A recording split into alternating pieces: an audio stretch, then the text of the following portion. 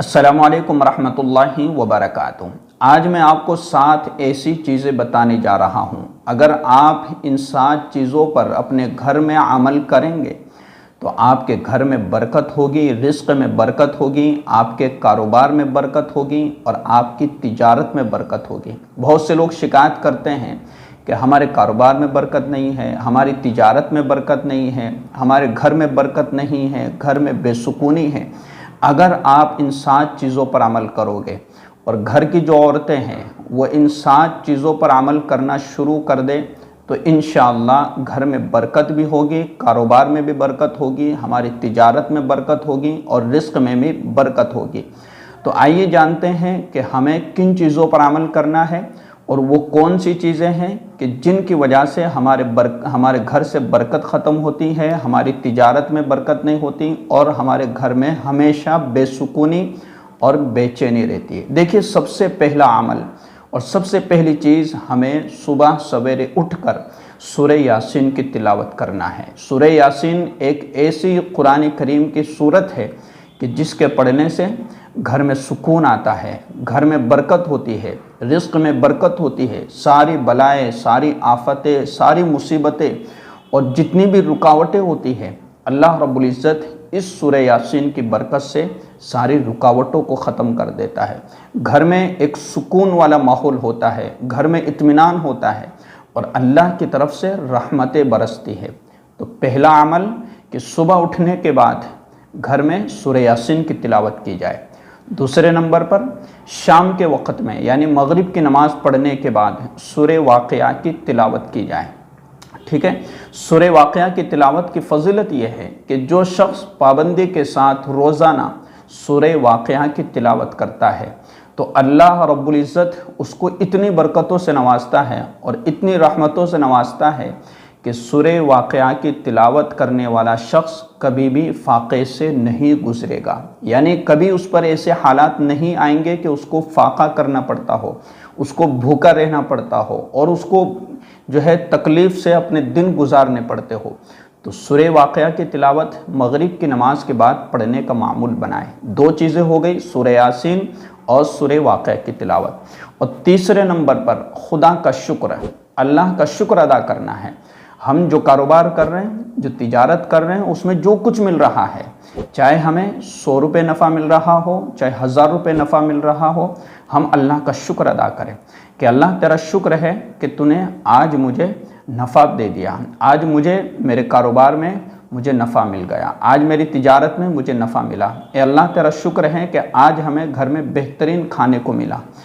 तो इस तरह अगर आप शुक्र अदा करोगे अल्लाह का और हर नेमत पर शुक्र अदा करोगे तो अल्लाह रब्बुल इज़्ज़त आपके कारोबार में, आपकी तिजारत में और आपके पैसों में, आपके रिज़्क़ में अल्लाह रब्बुल इज़्ज़त बरकत अता फ़रमाएगा। इसलिए कुरान करीम के अंदर फरमाए कि लइन शकरतुम लअज़ीदन्नकुम व लइन कफ़रतुम इन अज़ाबी लशदीद। अगर तुम शुक्र अदा करोगे अल्लाह का, अल्लाह की नेमतों पर शुक्र अदा करोगे तो अल्लाह रब्बुल इज़्ज़त तुम्हारी नेमतों को बढ़ा देगा, तुम्हारे तिजारत को बढ़ा देगा, तुम्हारे कारोबार को बढ़ा देगा, इसी तरीके से तुम्हारे खाने की चीज़ों को बढ़ा देगा। कई सारी नेमतें अल्लाह की तरफ से हैं। तो अगर अल्लाह की हर नेमत पर शुक्र अदा किया जाए तो फिर अल्लाह की जो रहमतें हैं और अल्लाह की जो बरकतें हैं वो इंसान पर बरसती है, वो बंदे पर बरसती है, क्योंकि वो अल्लाह का शुक्र अदा कर रहा है।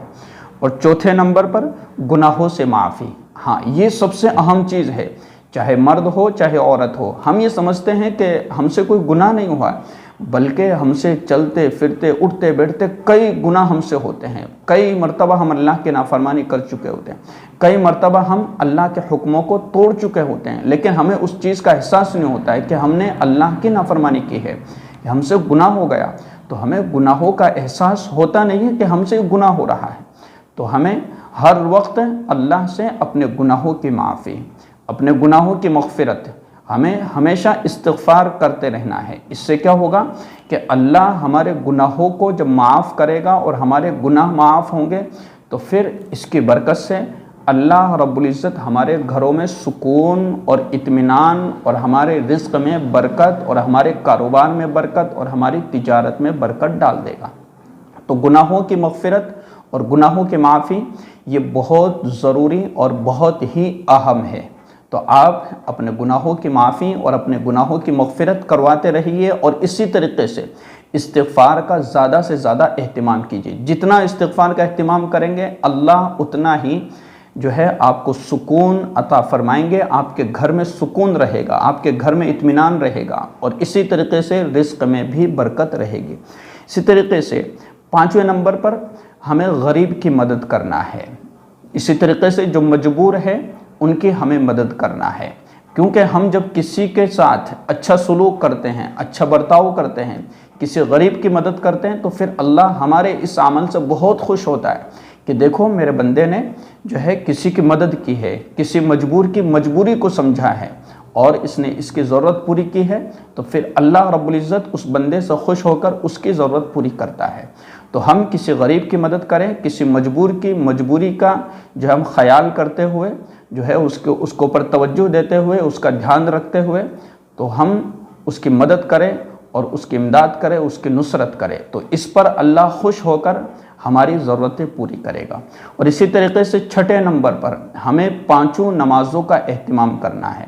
آج دیکھا جاتا ہے کہ لوگ 10 بجے اٹھ رہے ہیں، پورا گھر سویا ہوا ہے، صبح فجر کی نماز قضا ہو گئی، فجر کی نماز چھوٹ گئی، اور کسی کو بھی نماز کا اہتمام کی فکر نہیں ہے، کسی کو بھی نماز کی فکر نہیں۔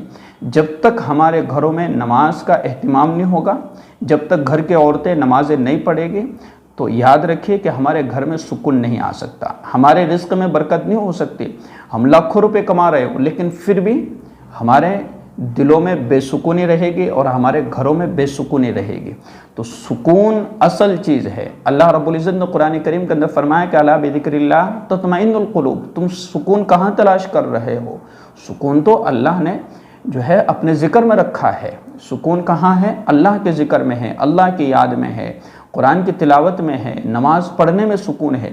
تو ہم نمازوں کا اہتمام کریں، جتنا ہم نماز پڑھیں گے اور جتنا ہم نمازوں کا اہتمام کریں گے، اللہ رب العزت ان نمازوں کی بنیاد پر ہمارے گناہوں کو معاف کرنے کے ساتھ ساتھ ہمارے رزق میں برکت عطا فرمائے گا، ہمارے رزق کی جو تنگی ہے اس کو دور کر دے گا۔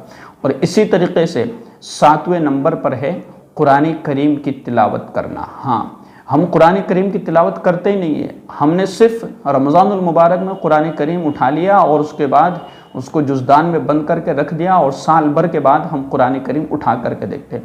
دیکھیے جتنا ہمارے گھر میں قرآن کریم کی تلاوت ہوگی، ہمارے گھروں میں اطمینان رہے گا، سکون رہے گا، ہمارے رزق میں برکت رہے گی، ہر ایک کے دل جو ہے سکون والے رہیں گے، ہر ایک کے دل منور رہیں گے، ہر ایک کی زبان پر اللہ کی یاد اور قرآن کریم کی تلاوت رہے گی، تو ہر ایک کے دل نرم رہیں گے، اور اسی طریقے سے اللہ کی طرف سے جو ہے برکات کا نزول ہوگا، اور اللہ کی رحمتوں کا نزول ہوگا۔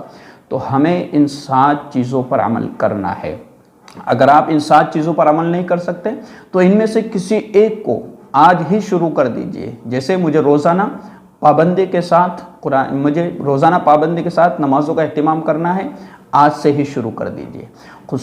مغرب کی نماز کے بعد سورہ واقعہ کی تلاوت کرنا بہت آسان ہے۔ 5 سے 7 منٹ میں، 2 منٹ میں، 3 منٹ میں آپ قرآن کریم کی تلاوت کر لیجئے۔ اسی طریقے سے سورہ واقعہ بہت چھوٹی سورت ہے، آپ 5 منٹ میں جو ہے سورہ واقعہ کی تلاوت کر سکتے ہیں۔ صبح فجر کی نماز کے بعد سورہ یاسین کی تلاوت کرنا 5 سے 6 منٹ یا زیادہ سے زیادہ مان لیجئے 10 منٹ یہ آپ کو لگیں گے۔ تو 10 منٹ قرآن کریم کے لیے نکالنا کوئی مشکل نہیں ہے۔ ہم پورے دن تجارت کے لیے دوڑتے ہیں، کاروبار کے لیے دوڑتے ہیں، رزق کے لیے دوڑتے ہیں، اور دھوپ میں اور کئی طرح کی مشقتیں برداشت کرتے ہیں، لیکن اللہ رب العزت نے فرمایا کہ وَمَا مِن دَابَّةٍ فِي الْأَرْضِ إِلَّا عَلَى اللَّهِ رِزْقُهَا، کہ اللہ نے اپنے ذمے رزق لے رکھا ہے، اللہ کے ذمے ہے رزق دینا۔ تو پھر جب ہم اپنا وقت، کچھ وقت اللہ کے لیے نکال دیں گے اور اللہ کو یاد کریں گے، تو پھر اللہ رب العزت ہماری جو کی گئی محنت میں اور ہماری اٹھائی گئی تکلیفوں میں، اور ہم نے جو کوششیں کی ہے تجارت کے لیے، کاروبار کے لیے اور رزق کے لیے، تو اللہ اس میں برکت ڈال دے گا۔ تو آپ ان 7 چیزوں پر یا 7 چیزوں میں سے کسی ایک پر عمل کرنے کی کوشش کریں، اللہ رب العزت آپ کی ساری تکلیفیں، پریشانیاں، مصیبتیں، حالات یہ سب دور کر دے گا، اور آپ کے گھر میں رزق کی جو تنگی ہے اللہ اس کو بھی دور کر دے گا۔ السلام علیکم ورحمۃ اللہ وبرکاتہ۔